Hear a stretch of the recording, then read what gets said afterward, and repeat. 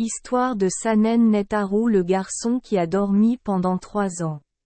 Il était une fois une famille composée d'un vieux couple et d'un fils. Le garçon a grandi et ne sait plus quoi faire à part dormir du matin au soir. Le gars a dormi comme ça pendant 3 ans. C'est pourquoi les gens l'appellent Netaru, Tam Tai Lang. La mère de Netaru était très inquiète, appelant tous les jours. Réveille-toi vite. Mon enfant, réveille-toi et va travailler au champ. Si tu ne travailles pas, personne ne t'épousera. Mais la seule réponse de Netaru fut « Le père était extrêmement en colère. Il a grondé son fils. Ce n'est pas le moment de dormir. Cette année, il ne pleut pas. Les champs et les jardins sont secs et craquelés. Levez-vous vite et trouvez un moyen de guérir la sécheresse. Levez-vous et apportez de l'eau pour irriguer les champs.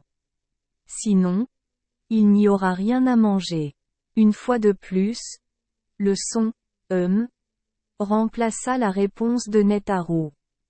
Quelques jours plus tard, Netaru revient avec un grand aigle. Personne ne peut deviner où et comment Netaru a attrapé l'oiseau. Ne le laisse pas s'envoler. Netaru a ordonné en mettant l'oiseau dans une cage. Maintenant, va au village. Netaru a dit à ses parents, je reviendrai. Netaru est rentré chez lui le soir, tenant une lanterne à la main. Netaru, où vas-tu l'accrocher? Ont demandé les parents de Netaru, mais à ce moment-là, il s'était déjà endormi. Une nuit, alors que tout le monde dormait, Netaru s'est réveillé et a couru hors de la maison par la fenêtre. Il était accompagné de l'aigle et de la lanterne éteinte. Très prudemment, Netaru grimpa sur un grand arbre et appela le riche chauve. « Eh vieux, viens ici vite. » Le vieil homme riche fut réveillé par le cri de Netaru. « Je suis Tengu, astérisque. » Netaru a dit. « Je vis au bout de cette montagne. » Tengu est un gobelin avec un long nez. Personne ne veut rencontrer Tengu. Pour éviter d'offenser le Tengu, le riche chauve est immédiatement sorti. « Est-ce le Tengu ?» murmura-t-il. « Oh, mon Dieu.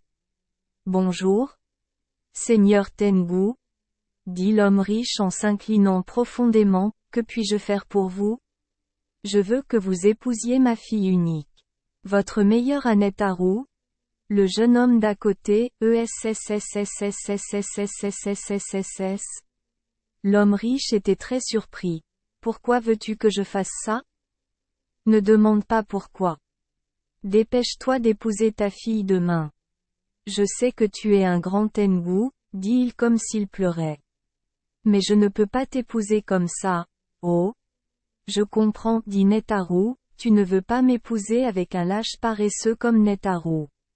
D'accord. Mais si tu ne m'épouses pas, que diriez-vous ça? Alors ta famille deviendra aussi pauvre que la sienne. Oh non. Gémit l'homme riche, que dois-je faire? Laisse-moi réfléchir un instant. D'accord. D'accord. Fais-le à ta manière. J'épouserai ma fille. À ce moment, Netaru semblait transformé. Quelqu'un d'autre. Il ne dort plus toute la journée à la maison, mais c'est un agriculteur qui travaille dur. Il a d'abord creusé une tranchée pour amener l'eau au village. Sa femme l'aide également. Même si elle était autrefois une fille riche et n'avait jamais fait de travaux pénibles, elle prend désormais la houe avec enthousiasme pour aider son mari. Finalement, après plusieurs années, les champs et jardins desséchés du village furent sauvés et l'homme riche remit avec joie tous ses biens à Netaru. Il fit le tour du village en proclamant fièrement que Netaru était la réincarnation du seigneur Tengu. Astérisque. Le Tengu, Tienko, est une espèce de gobelin au Japon. Selon la légende, Tengu se trouve au cœur des montagnes. Il a un visage rouge avec un long nez, des yeux brillants, de longues griffes et des ailes en forme d'oiseau. et tient dans sa main un éventail appelé Aneuchiwa, dos égale plume sur les ailes. Le Tengu porte également d'autres noms comme Guin, Yamabito, Yamanokami. Il porte souvent les vêtements d'un Yamabushi, moine vivant dans les montagnes, et une paire de sabots en bois très haut, Geta. Merci les enfants des Esperluette Croisillon 39. Avoir écouté des contes de fées au jour Esperluette Croisillon 39. 8. Espérons que les histoires apporteront aux enfants des moments heureux et significatifs.